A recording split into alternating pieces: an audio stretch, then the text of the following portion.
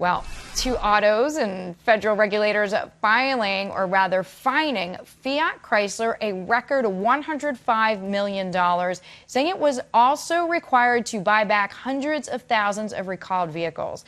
FoxNews.com automotive editor Gary Gastelu is with me now.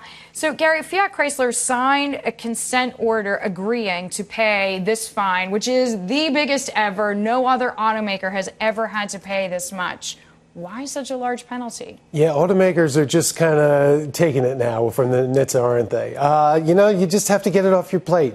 That's really what this comes down to. They know they'd be haunted by this in court for years, and this would be a big ongoing issue for them. But is this so much worse than Honda or GM? I mean, Takata. I mean, the list is, as you say, it's a pretty long list, pretty big dollar signs attached. I mean, what did Fiat Chrysler do to make it so much worse? I think they just felt that they were open to potentially a lot more fines. I mean, when you put off these sorts of recalls, when you keep saying there's not a problem and there actually is, that just doesn't look too good for you. And eventually that's going to catch up to you. So who or what is most affected by this? The biggest problem for them, I think, besides the money, is the fact that two of the vehicles in this are their two biggest vehicles, the Ram pickups and the Jeep Grand Cherokees. They're going to have to buy back some of those. Now, it doesn't mean they're going to pay full price for them. They're going to be paying market rates for the used value of the vehicles. But still, they can cost a lot of money. And again, these are the people that you want to keep in the brand. Some of your loyalist buyers. Reaching out to the dealers. I mean, there's numerous manpower hours on this as well. Absolutely. This is going to be going on for a while. You have to reach out to the dealers and work with the dealers and get them the parts to the vehicles you're going to fix.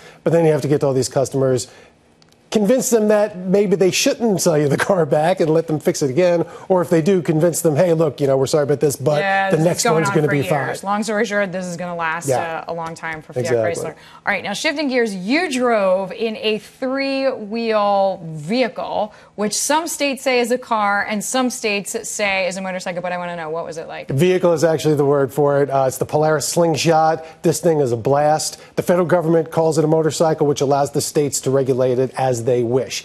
Some places you can drive with a driver's license. You need a helmet and a motorcycle in other states. And a couple of states this year actually rewrote laws just to sell this. It's a really hot ticket. They've sold thousands of them this year. Much more successful, I think, than even Polaris expected. It's a light, little, nimble sports car, lighter than any car on the road. Because it doesn't have all the safety equipment. Why not just get a regular motorcycle? Well, that's the thing. You can't fall off this. This is the appeal there. So someone in midlife crisis like me who's got kids, maybe doesn't want to break his leg. It's very appealing for that. Yeah. Meantime, it's a lot lighter, a lot more exposed to the elements than a car. So it has a very unique experience that it offers. The thing's lickety-split quick. I mean, it's just so much fun to drive. You had fun, I can tell. There's no doubt about it. And, I mean, you still get all the wind in the air. I mean, this one had the optional windscreen. They don't even come with a windscreen. So it's just a different experience they can get in any other kind of vehicle, whether it's two or four wheels now. Yeah, it looks like fun. Why not? Gary, thank you so much. Got to see some pictures from you personally. Gary Gastelu joining us there at FoxNews.com automotive editor.